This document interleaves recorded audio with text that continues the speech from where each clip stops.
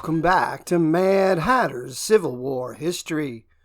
Throughout history, General George Meade has been criticized for not pursuing Robert E. Lee and his wounded Army of Northern Virginia. While largely true, there were attempts made to at least delay the retreating rebels' trek back to the motherland. The Battle of Hagerstown, fought on July 6, 1863, was a significant engagement during the American Civil War, occurring shortly after the pivotal Battle of Gettysburg. This battle played a crucial role in the retreat of the Confederate Army under General Robert E. Lee, who was attempting to return to Virginia following his defeat at Gettysburg. In the aftermath of the Battle of Gettysburg, General Lee's Army of Northern Virginia was in a precarious position. The Confederate forces had suffered substantial losses, and their morale was severely degraded. Lee's primary objective was to retreat southward to the safety of Virginia, but his retreat was fraught with challenges. The Union Army, under the command of General George Meade, was determined to pursue and destroy the retreating Confederate forces. The Battle of Hagerstown took place in the streets of Hagerstown, Maryland, as Lee's army attempted to cross the Potomac River. Major General Jeb Stuart's cavalry was tasked with screening the Confederate retreat and protecting the long wagon trains carrying supplies and wounded soldiers.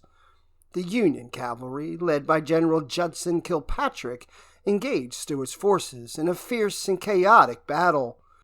The fighting was intense, with close-quarter combat and cavalry charges through the town's streets. Despite the Confederate cavalry's efforts to hold off the Union forces, the battle had a significant impact on the retreating rebel army. The engagement delayed the Confederate retreat, allowing the Union forces to close in and apply pressure. The delay also gave the Union army time to regroup and resupply, further strengthening their position. The Confederate forces, already weakened by the losses at Gettysburg, faced additional casualties and logistical challenges during the retreat. The engagement demonstrated the resilience and determination of both sides, as well as the strategic importance of cavalry in the Civil War.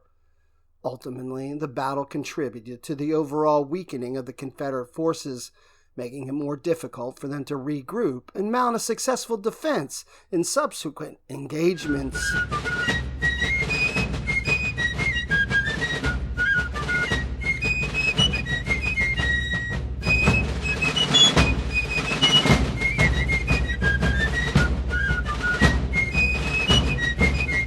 Late in the evening of July 3, 1863, Major General James Ewell Brown, Jeb Stuart, was summoned to the headquarters of Robert E. Lee.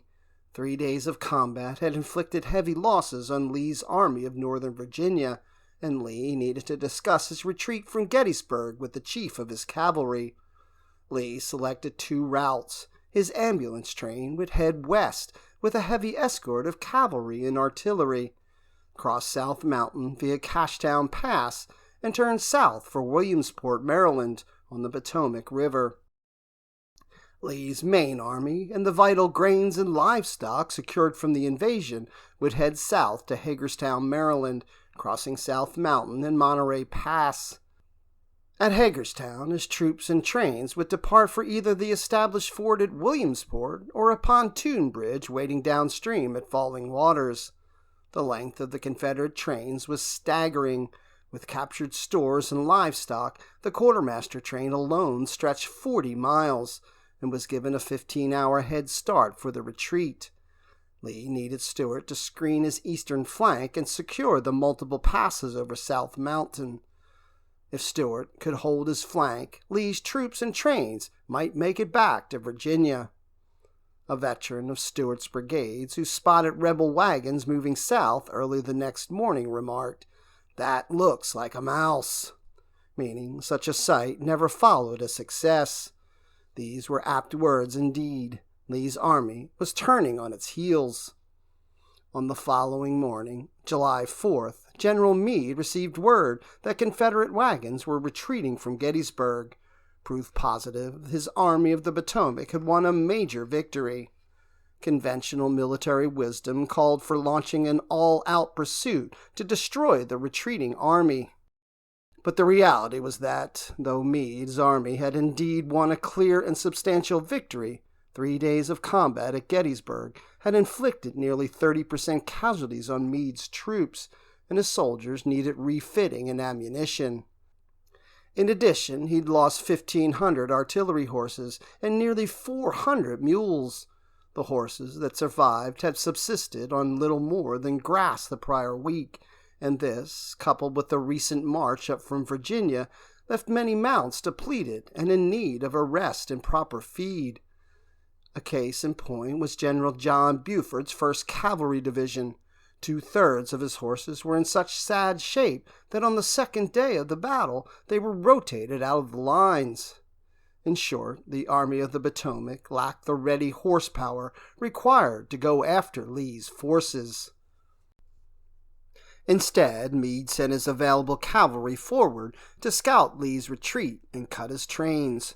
Judson Kilpatrick's 3rd Division left in a rainstorm on July 4th to strike Confederate wagons rumored to be crossing Monterey Pass.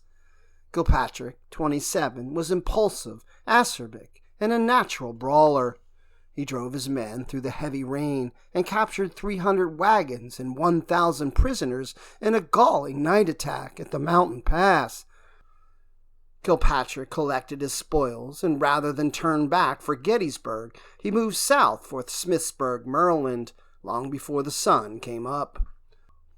Remarkably, the remainder of the Confederate train went unnoticed by Kilpatrick in the pitch-dark night, and the vital wagon train soon resumed its course for Hagerstown. Stuart also spent the night of July 4th riding through the rain, along with the brigades of Colonels John Chambliss and Milton Ferguson. Stuart's column arrived at Emmitsburg, Maryland the next morning, and found it occupied by Federal troops.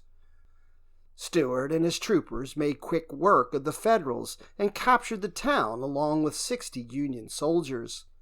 Stuart then learned of Kilpatrick's attack at Monterey Pass and recognized his planned course over the mountains was now blocked.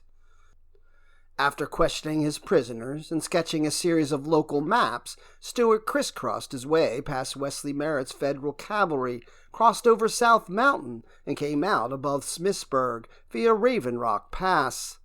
The town of Smithsburg controlled 2 crucial passes through South Mountain, and Kilpatrick's 3rd Division now sat across the key township in a broad arc from north to east. Launching a pair of quick attacks, Stuart gained the ground above the town and ordered a horse battery pulled onto the summit overlooking the enemy position below. Rebel guns soon forced Kilpatrick to retreat to the south, and after ensuring Kilpatrick's departure, Stuart moved northwest to better cover the course of Lee's retreat through Hagerstown. Bivouacking that evening in Leitersburg, Stuart linked up with the brigades of Beverly Robertson and Grumble Jones, increasing his force to 4 diminished but willing brigades. It had been a long and successful day for Stuart and his horsemen.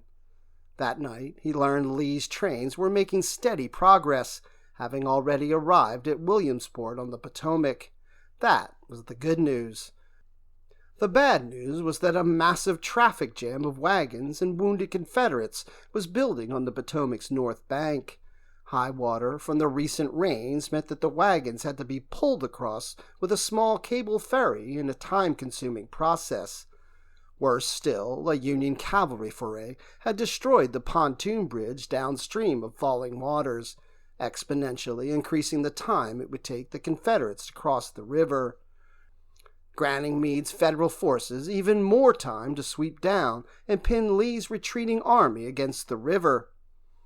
On the morning of July 6, Kilpatrick linked up with Buford near Boonesboro, Maryland. The commanders decided to make a 2-pronged attack on the stranded enemy wagons above the Potomac. Buford's rested 1st Division would strike deep for Williamsport, while Kilpatrick's 3rd Division would split north, attack Hagerstown, and screen Lee's main retreating column. With Williamsport isolated from support, Buford stood a good chance of destroying Lee's wagons, capturing thousands of wounded Confederates and striking a devastating blow against Lee's army. Kilpatrick could divide his own division in half. Custer's 2nd Brigade would hold between Hagerstown and Williamsport, as Kilpatrick's 1st Brigade, under Colonel Nathaniel Richmond, would push into Hagerstown and secure the town's center. At the start of the war, Richmond gained a field commission in the Federal 1st Virginia Cavalry and proved a quick study. In heavy skirmishing prior to the Battle of Second Manassas, he led a plunging saber charge against Confederate infantry. Richmond's charge earned him considerable praise from his commanders and the respect of his men. Hagerstown would be Richmond's first time leading a brigade, having just taken command upon the death of Elon Farnsworth at Gettysburg.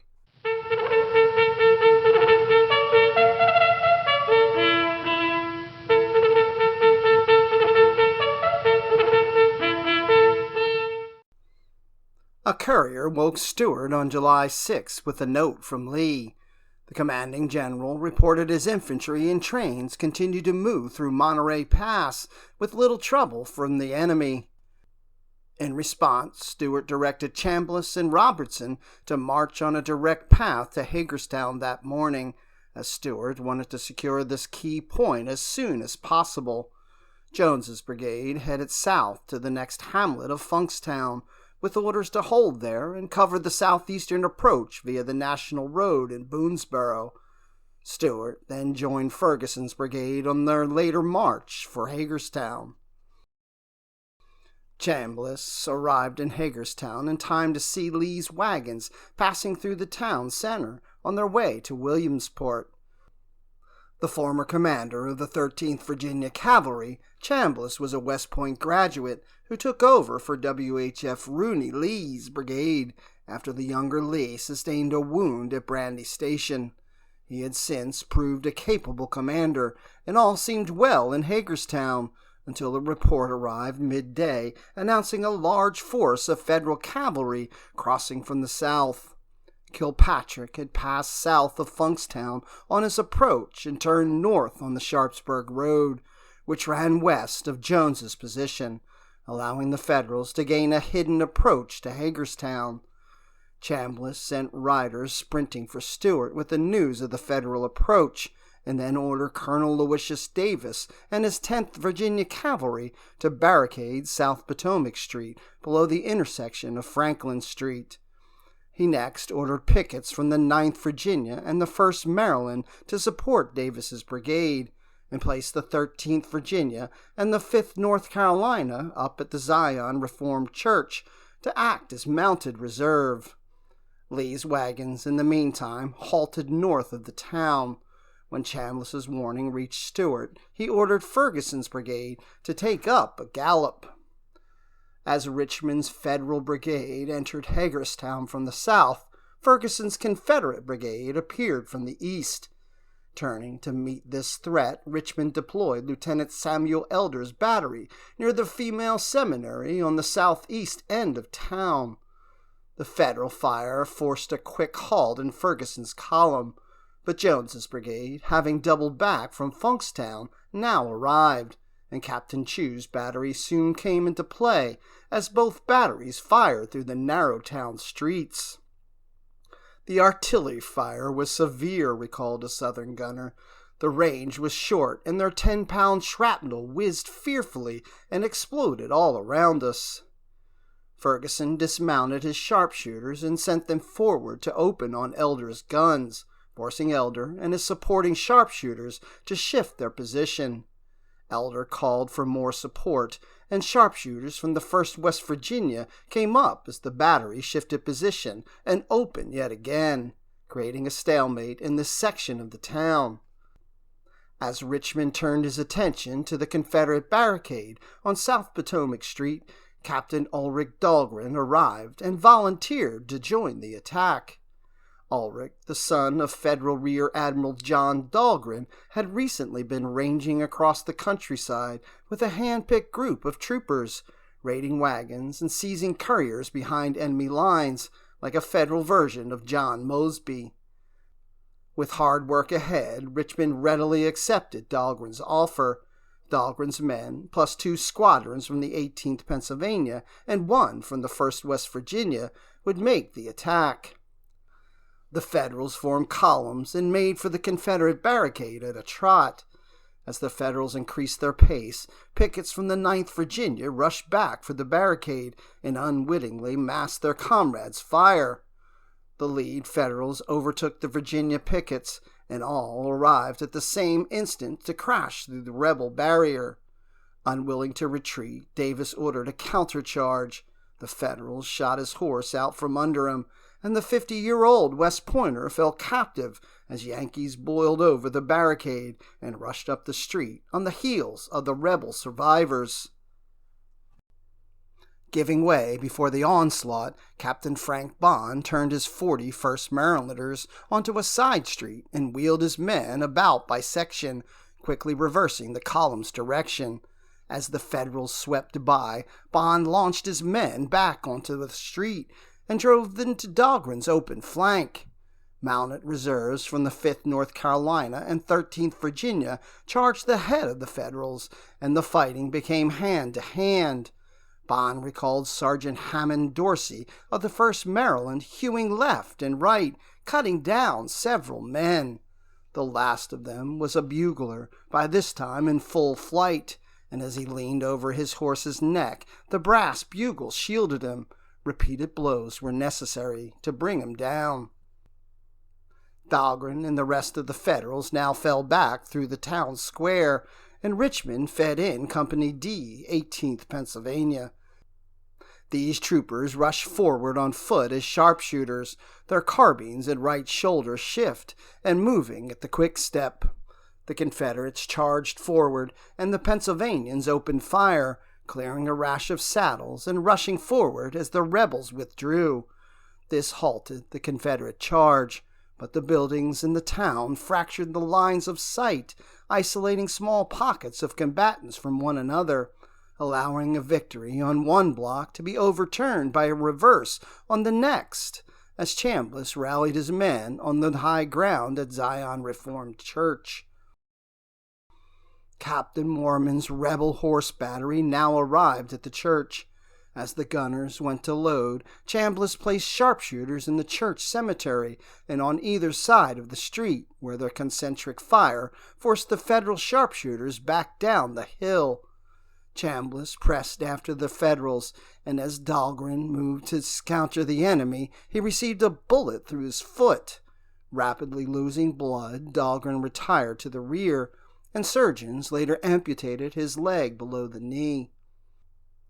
Richmond marshaled another squadron of the 18th Pennsylvania, plus troops from the 1st Vermont, and sent them charging back for Chambliss's line at the church.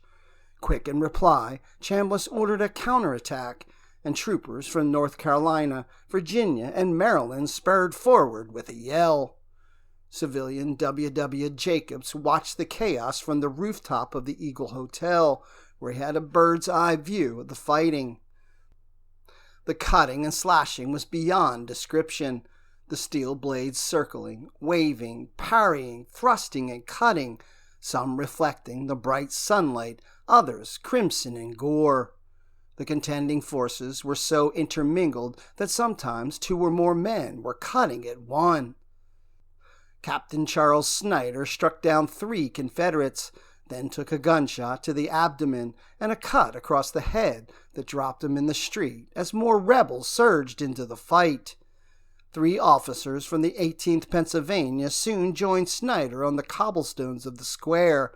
Captain Henry Porter, Lieutenant William Laws, and Captain Pennypacker all fell or were captured in the desperate fighting. Richmond responded by sending forward more sharpshooters. Horace Ide of the 1st Vermont Cavalry recalled moving up through the Hagerstown streets. We deployed down the cross streets as skirmishers, hiding behind the houses and firing around corners. I saw a squad of them, and resting beside a telephone pole, fired my carbine. I didn't know as I hit them, but they dodged mightily sudden. At one time we came on quite a lot of them, 3 to 1, and saved ourselves by running back through a house. Richmond's two-tiered assaults on mounted charges and dismounted sharpshooters finally swept the square clear of the enemy, and Hagerstown civilians also pitched into the fight. A Union trooper later recalled, "After we passed the square, an old civilian came out of a house with a musket in his hand and fell in with our boys, loading and firing after the rebels. He was shot down before he crossed the second block." Not all the inhabitants supported the Federal cause, and a woman firing from inside a house shot down and killed Sergeant Joseph Brown of the 18th Pennsylvania Cavalry.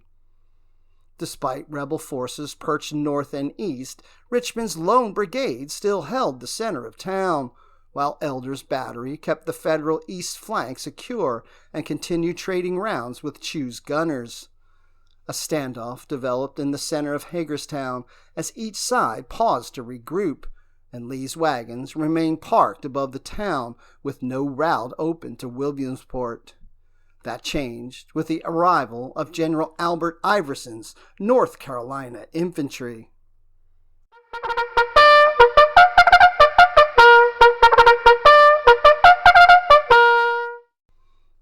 As the wagons of Iverson's brigade waited above Hagerstown, his men came forward and began deploying as skirmishers. These men suffered mass casualties on the first day at Gettysburg, and the survivors wanted revenge as they pushed forward and began firing from house to house. The buildings and streets were a hindrance to the cavalry, but these same obstacles were welcome havens for the infantry. Firing from stair steps, porches, and around corners, Iverson's men advanced block by block, alley by alley, and began placing men on rooftops as they went. "We found ourselves being gradually forced back," recalled a New England trooper. "When we found the bullets coming down the side streets, we would fall back another street and so continue." The rebel infantry's rifled muskets were proving too much for the Federals' breech-loading carbines. "When we got there, the Yankees had possession of the town," bragged a Tar Heel infantryman, "but we soon had the town and the Yankees before us running." Richmond now ordered a retreat, and the Federals pulled back to the edge of town to link with Custer and Kilpatrick. Despite surrendering the town, all was not lost. Kilpatrick and Custer's Wolverines continued to hold the Williamsport Turnpike, and Lee's wagons still sat trapped above Hagerstown. As the battle noise died out in Hagerstown, cannon fire erupted 6 miles away from Williamsport. Buford's brigades had encountered a novel defense built by Brigadier General Daniel Imboden from Stewart's cavalry division on July 6th. Composed of cavalry, walking wounded, and armed teamsters, and 26 pieces of artillery, Imboden's ad hoc line before Williamsport bent but never broke under Buford's repeated attacks. Kilpatrick eventually sent Custer's brigade to support Buford, but rebel artillery shattered Custer's advance. With the Wolverines reeling and the sun approaching the horizon, Buford had little option but to retire. Custer followed suit and turned off the turnpike for the Downsville Road, ending what became known as the Wagoneers' Fight. Colonel Richmond was now standing alone before Stewart's forces in Hagerstown. After hours of fighting in the streets, Stewart could finally maneuver on open ground, and he pressed out of town, hoping to pin Richmond on the turnpike ahead, a straight, macadamized road bordered with tall stone walls. Pastures rolled on either side of the pike, and Stewart placed Chambliss in the lead, with Ferguson following through the fields beside the road. Robertson and Jones' men followed in reserve. Richmond retired down the pike with the 5th New York and Elder's battery guarding the rear. Lieutenant Elder had served a prior hitch in the 2nd U.S. Artillery before the war and rose to first sergeant by 1858. He re-enlisted in 1861, gained a commission, and received notice for gallantry at the Battle of Antietam. With the sun now dropping, Elder halted a 2-gun section on a ridge a mile out of town and began lobbing shells at the coming Southerners, while Richmond dismounted sharpshooters in support. Charles McVicker, a gunner with Chew's rebel horse battery, wrote, "They are holding their position, and we have taken a stand in the pike. Our guns recoiling, burying themselves in the mud. Thought we were done for." McVicker continued, marking the range of the enemy. "Their battery is 400 yards distant. We are under a rapidly advancing line of enemy sharpshooters. We don't mind the shell, but these little bees zipping by us make us nervous. The cavalry charged, and we are firing." As Chambliss and his troopers closed, the Federal sharpshooters withdrew, and Elder redeployed at the next ridge down the road, and again opened fire as the 9th Virginia advanced down the pike in a column of fours. The Union gunners loaded canister, and the 9th Virginia split their column down the middle, forming two separate columns of twos, each wide to either side of the stone fences bordering the turnpike, with a gap between the columns. Elder's guns fired at 20 paces, so close the canister had not spread when the load struck a single trooper square in the chest. The charge of canister, before escaping from the net of wire which enclosed it, struck one of our men. He fell heavily to the ground. The Confederates sprinted over the remains of their comrade and closed on the enemy guns. A Federal gunner knocked one of the Virginians from his horse with a rammer, and the rest of the Virginians came under fire from Federal sharpshooters posted behind the fence on either side of the pike. The rebels swerved at this sudden fire and jumped the stone fence bordering the road in ragged fashion. Elder's drivers bolted forward in confusion, limbered the guns, and made their getaway in a brilliant display of horsemanship. "We fought over every foot of ground from Hagerstown to Williamsport," recalled a Union officer. "Every time they charged, they were met with grape and canister." Richmond also praised his gun teams. Too much credit cannot be given to Lieutenant Elder. The men of his battery are also deserving of special mention for their bravery and good conduct under fire. Stewart responded with Lieutenant Colonel Vincent Witcher's 34th Virginia Battalion from Ferguson's brigade. They dismounted left of the pike and raked the Federals with a deadly fire that cleared a number of Yankee saddles. The rest of Ferguson's men advanced, mounted as the 34th reloaded, and called for the Federals to surrender. Captain Bowman of the 1st Vermont yelled back, "I don't see it," and vaulted his horse over the turnpike's wall with the remains of his squadron. He rode over a crest of rocky ground cut through with fences and vaulted the partitions as if on a fox hunt, and Richmond retired down the pike with Elder's guns in tow. Falling back to the next ridge, Richmond switched tactics and ordered two squadrons of the 5th New York to charge forward, screen the retreat, and stall the Confederate pursuit. Colonel James Gordon's 5th North Carolina saw the Federal attack coming, closed ranks, and spurred ahead. They crashed into the New Yorkers with revolvers blazing and shattered the Federal charge. Captain James Penfield of the 5th New York rode in the front rank. His horse fell dead in the road, and Penfield suffered a hard cut from a saber as the Tar Heels stormed through the Yankee ranks from front to rear. Stewart later wrote, "Gordon led the charge and exhibited individual prowess, deserving special commendation." Still determined to buy time, Richmond again rallied his dwindling squadrons east of the road in the last light of the day. He placed two of Elder's guns behind the stone fence bordering the pike, and set a line of sharpshooters across the road. Stewart glassed the imposing new position and called on Jones to send up fresh troops. Colonel Lumsford Lomax trotted forward with his 11th Virginia Cavalry, studied the Federal position, and paused. The pair of enemy guns protruded from a tall stone fence that framed a large pasture behind the pike. From there, the guns could take the roadway and support the Federal sharpshooters holding the pike. Lomax formed his men and had them check the loads on their revolvers. Orders circulated for all to hold their fire until they gained the enemy line.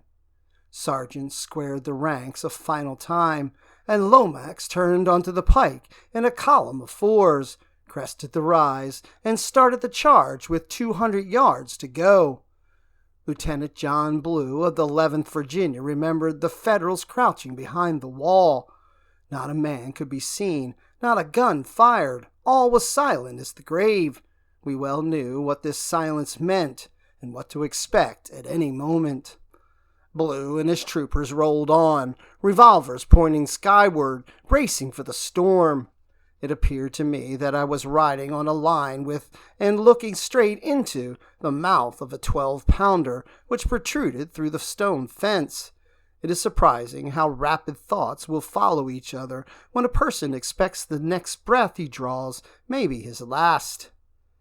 At 100 yards, the guns erupted and canister sprayed down the pike. Blue's horse tumbled dead in the road, pinning Blue beneath as his comrades hurtled past. Rolling on, Lomax's men sprinted for the sharpshooters bearing the pike and fired their revolvers. The Federals broke on contact, and the rebels swept up a number of prisoners and enemy horses. Elder's 2 guns, however, remained behind the stone fence bordering the pike, and their drivers now sprinted forward to pull them out of harm's way.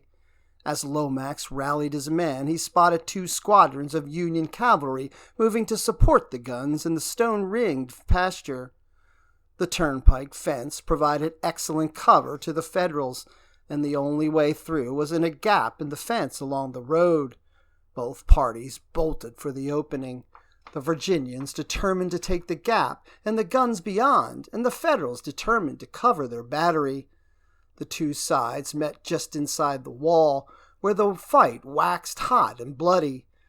Pistols flashed close, and sabers thudded home in gritty collisions of men and horses. The Virginians managed to take the field, but the outnumbered Federals again won the time for Elder's drivers to limber the guns and make their escape.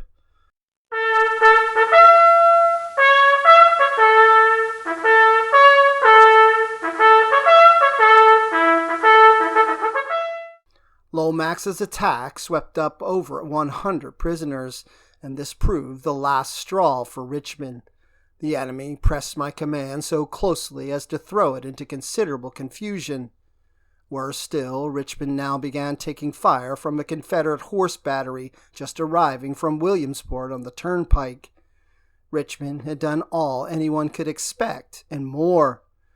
He turned on the Downsville Road and joined Custer and Kilpatrick in the Federal retreat. I retired with my command in tolerable order in the direction of Boonesboro. Elder's tireless battery again formed the rear guard, trading fire with Chew's gunners into the evening, the fuses on the shells tracing bright across the twilight sky. "It is 8:30 o'clock. They are on the run," wrote rebel gunner Charles McVicker.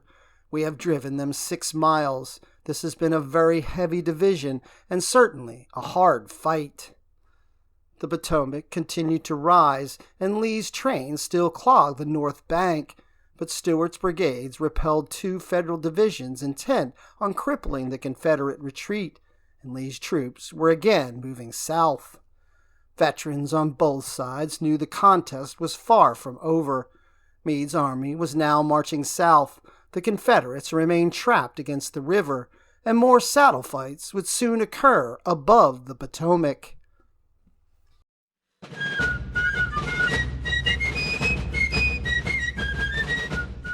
Thanks for watching this episode of Mad Hatter's Civil War History. Like, follow, and click the bell for notifications to ensure you see all of the latest content. As always, let me know if there's any other important events of the American Civil War you would like me to address.